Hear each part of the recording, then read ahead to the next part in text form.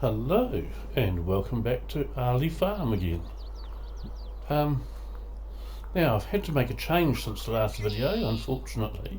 What I've had to do is I've had to take out that residential new build area next door to my farm, because the problem is, because it was right next door to my farm, it was causing the game to pause all the time and things.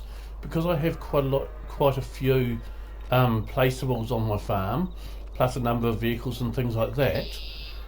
It's probably my computer more than anything. If I have too many things all concentrated in one area, it just slows my game down so much. It keeps on pausing and things. So I'm just unlocking these vehicles so we can.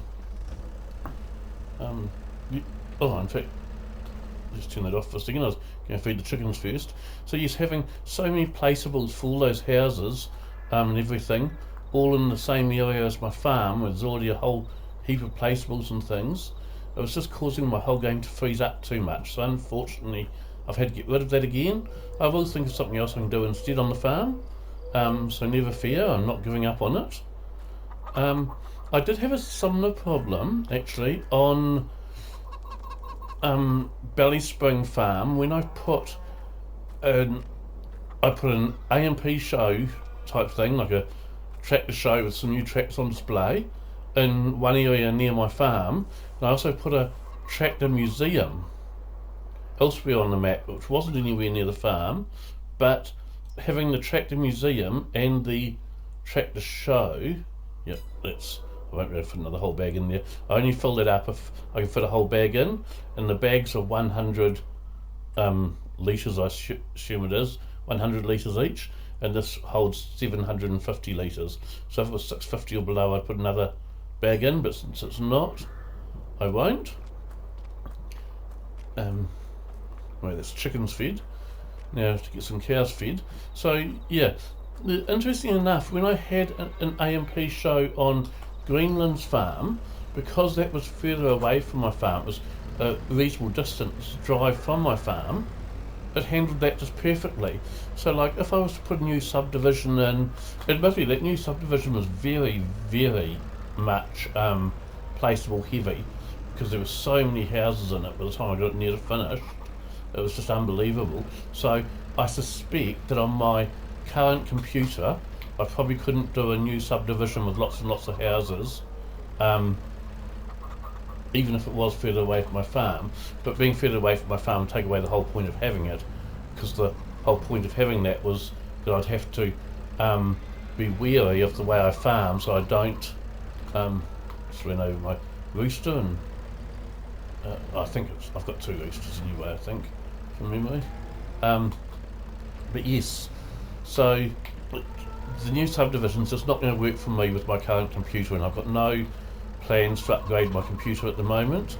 So unfortunately, it just means we can't have that new subdivision.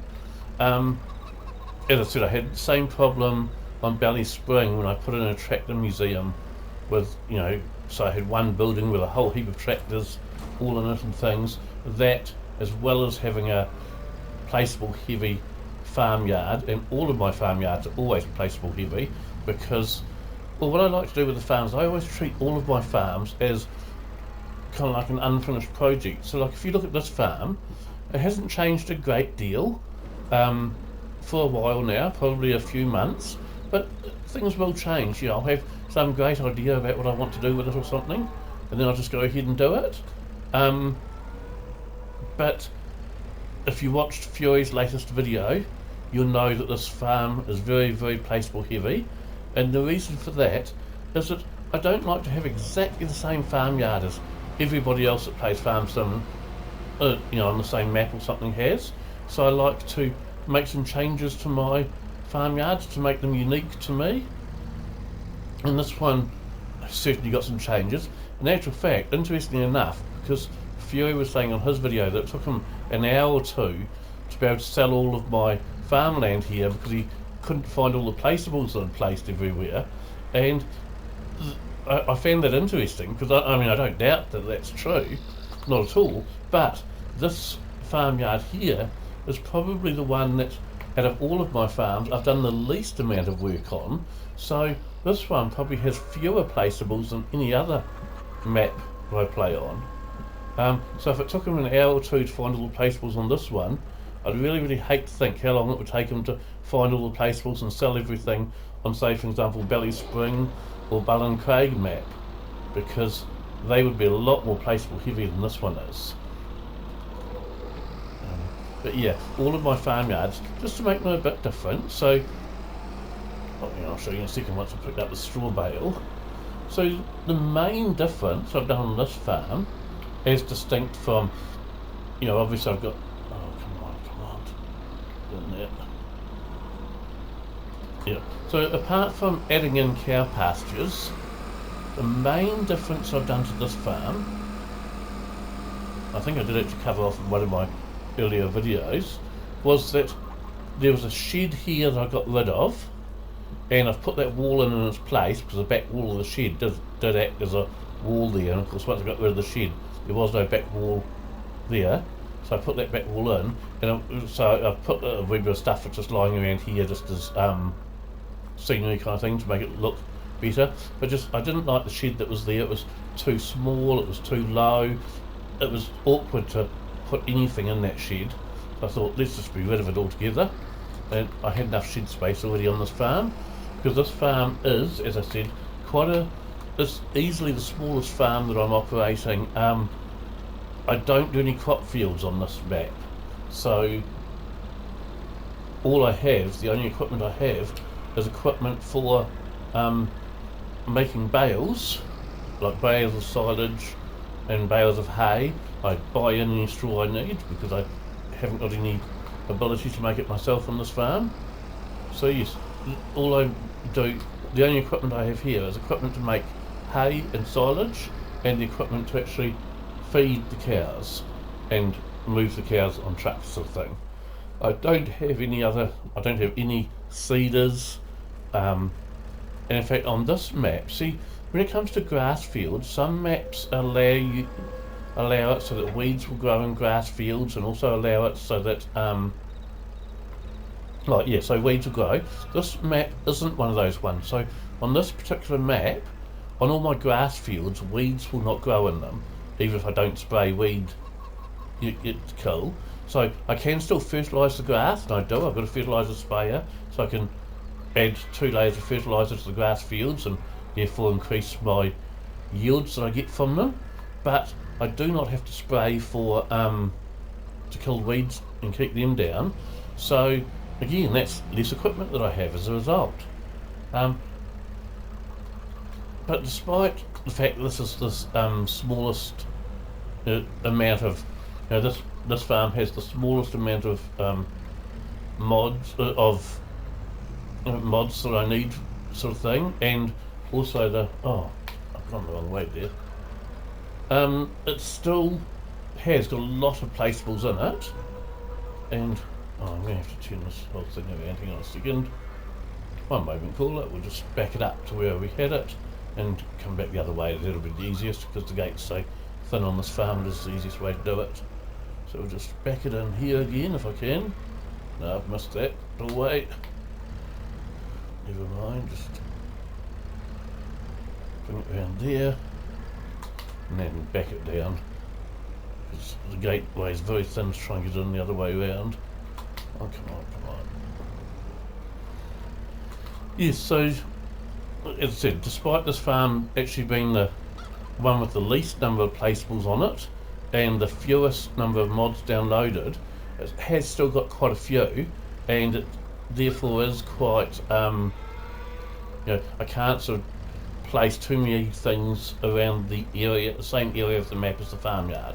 If I wanted to go further away from the farmyard, I could still do something. If I wanted to put a tractor museum in, although I've done that now, so I don't really desire to do it again, or something like that, then I could.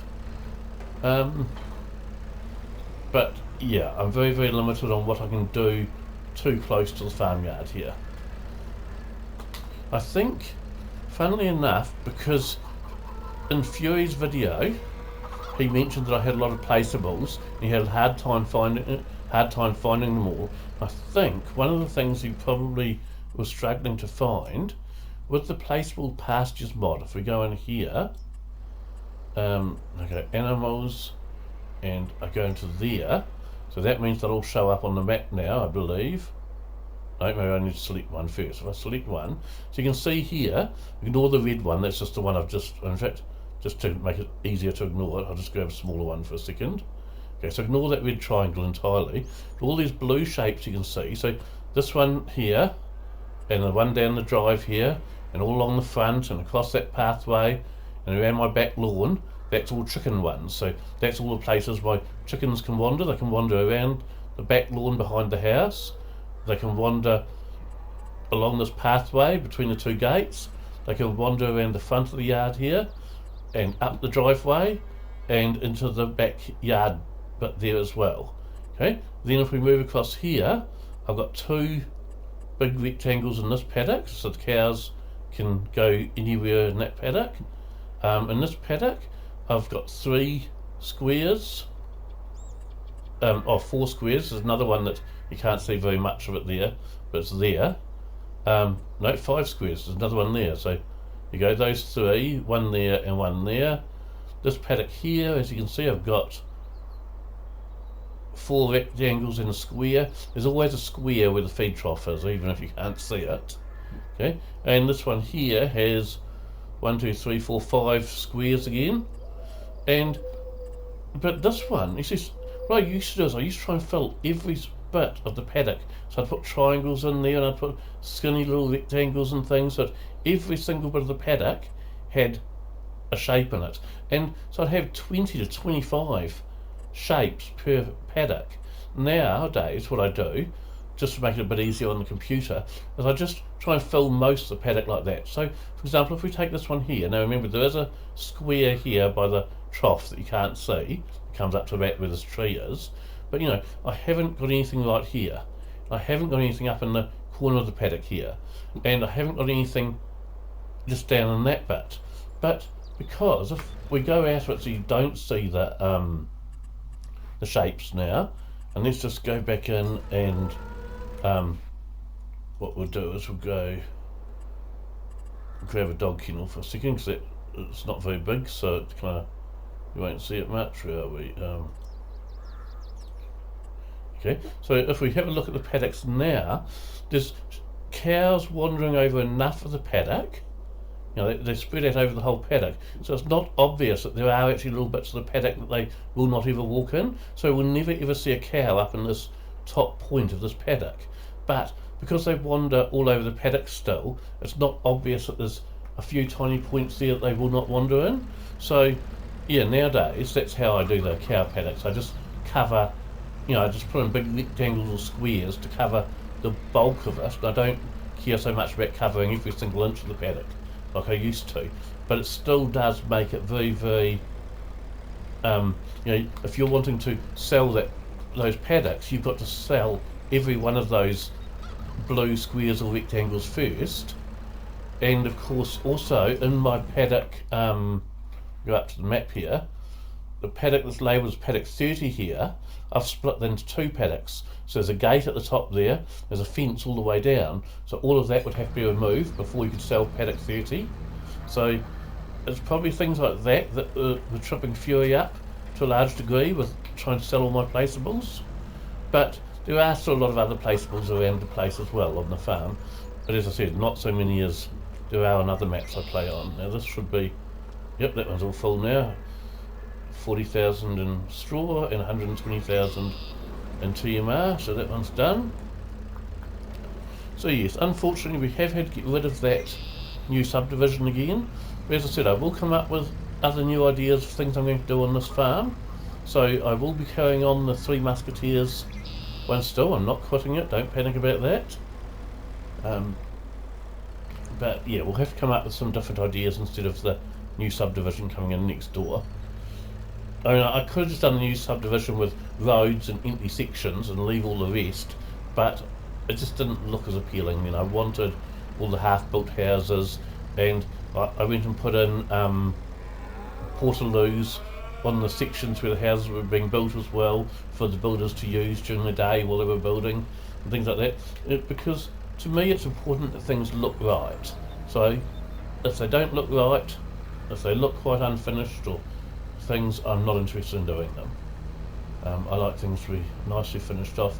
See, of course, the other thing that would have all been placeables on this particular map, if I just go back into the dog kennel thing again for a second, so that gives me free rein to zoom around. All over, where are we? All over here where the old homestead is down here, as I said, there's tons and tons. You can see them there. There's little rocks, loose rocks, all inside there and all outside there. So there's lots and lots of rocks lying around that he would have had to get rid of as well. So if I go into here and go into miscellaneous, you can see how many rock piles there's quite a number of rock piles that I've placed, and all of those rocks are all around the old homestead area. So yeah, to sell that paddock, you would have had to get rid of all of those, and that would have taken a bit of work as well. And this is the track that Fury mentioned in one of his videos. It's a very, very rough track, and he's absolutely right, it is. In actual fact, I didn't even rough this up. This track was like this on this map. You could quite easily go in and smooth it out a bit if you wanted to.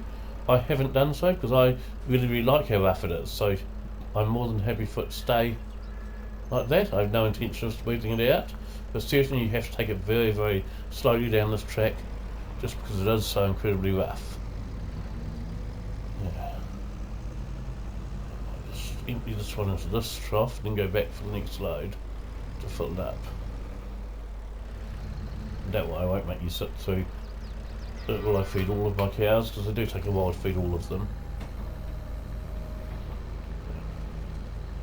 And I think I can't do any mowing today because none of my grass is grown. Well, I could if I'd picked up a mowing contract. None of my own fields have grown enough to mow yet and make bales. But I could go and pick up contracts.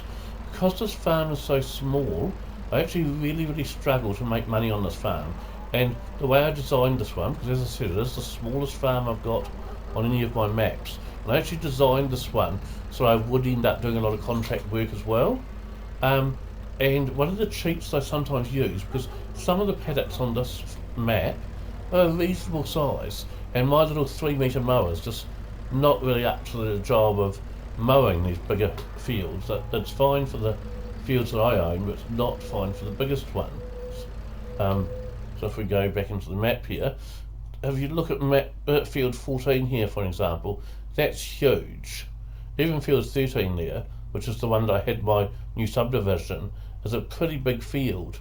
So you can see how there's some decent sized fields around the map. Most of them are smaller, but there's some decent sized ones. Field 30 there is a reasonable size as well. Or 50, sorry. So what I quite often do to do contract work on this map is I have a look at what fields have contracts available at the time, and if it's bigger fields, then what I do, and you could probably say that I'm cheating a wee bit to do this, but I don't care. What I do is I pick up one contract where I has decent vehicles that you could hire, because you get less money if you take the vehicles in a contract as well.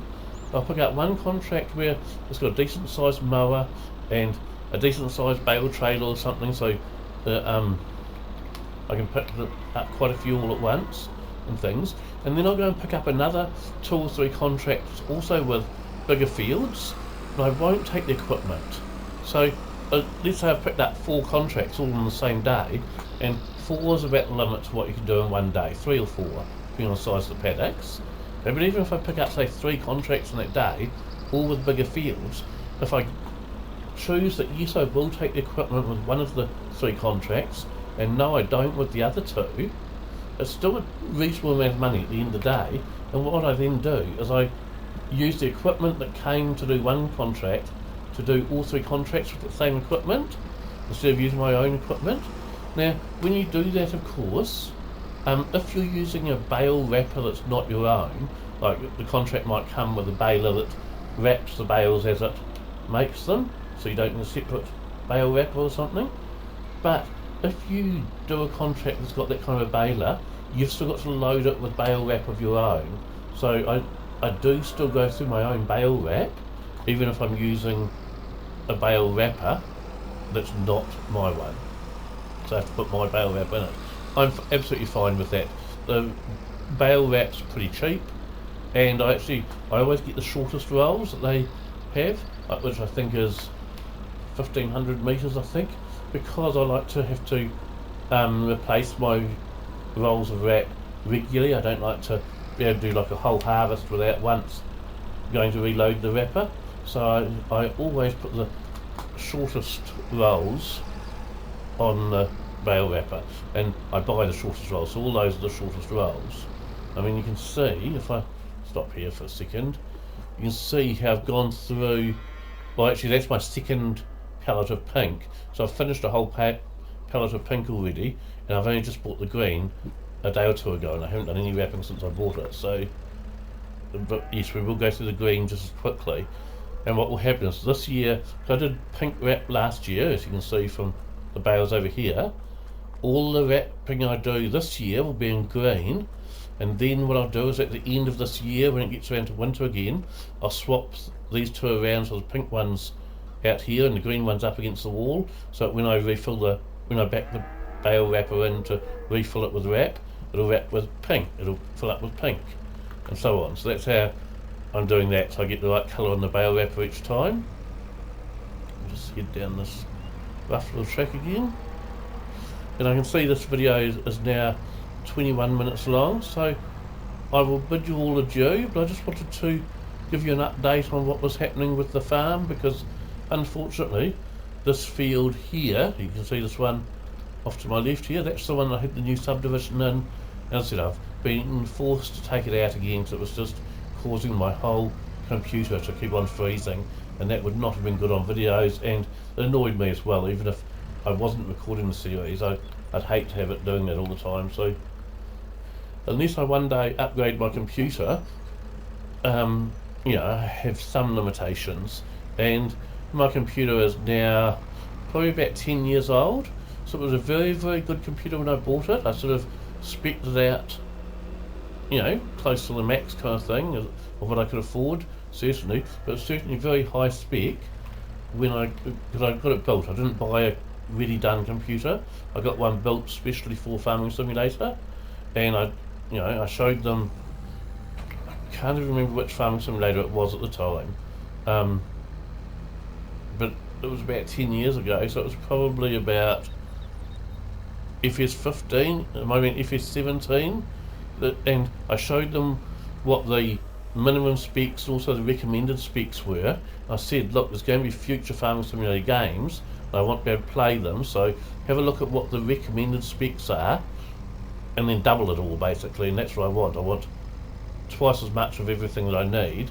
And so the only thing I really went overboard with was the hard drive, because this is the first computer I ever bought for gaming. Before that I was playing on PlayStation. I said, look, you know, if I get sick of farming on PC or whatever and I want to sell it, I want a decent sized hard drive so that I can sell it, you know, someone else will be interested in buying it with the specs it had. So it's got a 2 terabyte hard drive in it.